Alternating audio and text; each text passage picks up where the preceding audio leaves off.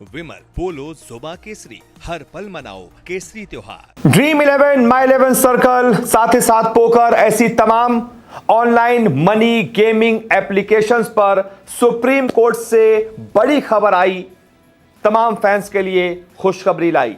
जी हां, supreme court से एक बड़ी अपडेट आ रही है ऑनलाइन गेमिंग बिल को लेकर। वही ऑनलाइन गेमिंग बिल जिसके आने के बाद से ड्रीम 11, माई 11 सर्कल, बल्लेबाजी, ऐसी तमाम, साथ ही साथ पोकर और ऑनलाइन रमी, ऐसी तमाम रियल मनी गेमिंग एप्स पर ताला लग गया। इन एप्लीकेशंस में आप अब पैसे डाल नहीं पा रहे हैं, निकाल नहीं पा रहे हैं, पैसों का लेन देन नहीं हो पा रहा है। तो सारे जो इसके यूजर्स हैं, करोड़ों यूजर्स हैं, वो ये जानना चाहते हैं कि आखिरकार हो क्या रहा है, अपडेट क्या है। तो मैं आपको बता दूं, सुप्रीम कोर्ट से बहुत बड़ी अपडेट इस पूरे मामले पर सामने आ रही है और एक उम्मीद सामने आ रही है तमाम ग्राहकों के लिए जो चाहते हैं कि जिस तरीके से पहले रियल मनी गेमिंग चल रही थी वैसे गेमिंग वापस से चले। उन लोगों के लिए अच्छी खबर है, कम से कम एक उम्मीद सुप्रीम कोर्ट से उनके लिए आई है। क्या पूरी अपडेट है, मैं आपको ग्राफिक्स के जरिए समझाता हूं। दरअसल खबर आ रही है कि सुप्रीम कोर्ट ने ऑनलाइन गेमिंग अधिनियम 2025 को लेकर केंद्र की एक बहुत बड़ी मांग मान ली है, जिसके बाद अब ऑनलाइन गेमिंग अधिनियम 2025 को लेकर देश के अलग अलग हाई कोर्ट यानी कि उच्च न्यायालयों में लंबित मामलों की सुनवाई सुप्रीम कोर्ट में होगी। जी हां, अब इन सारे मामलों की सुनवाई सुप्रीम कोर्ट में होगी। यह बहुत बड़ी खबर है। इलेक्ट्रॉनिक्स और सूचना प्रौद्योगिकी मंत्रालय ने 3 लंबित मामलों को उच्च न्यायालयों से सुप्रीम कोर्ट में ट्रांसफर करने के लिए याचिका दायर की थी। इस याचिका में ऑनलाइन गेमिंग अधिनियम 2025 के प्रचार और विनियमन को चुनौती देने वाली याचिकाओं को 3 हाई कोर्ट से सुप्रीम कोर्ट में स्थानांतरित करने का अनुरोध किया गया था।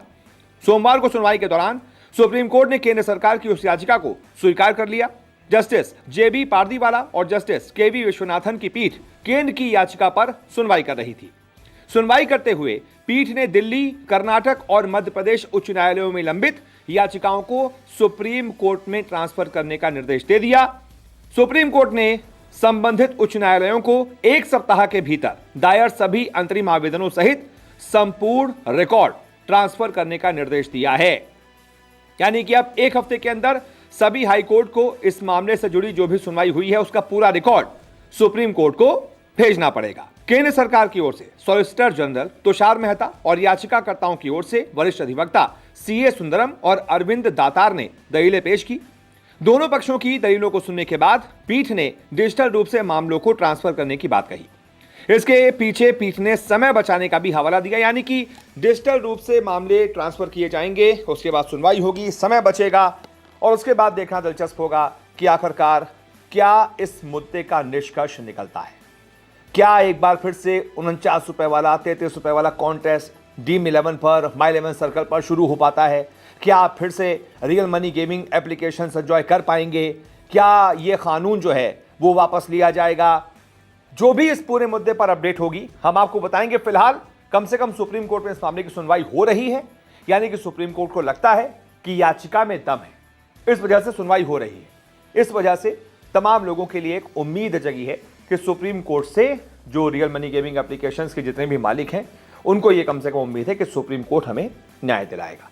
बाकी आप बताइए इस मुद्दे पर आपकी क्या राय है। इस वीडियो को देखने के लिए बहुत बहुत शुक्रिया।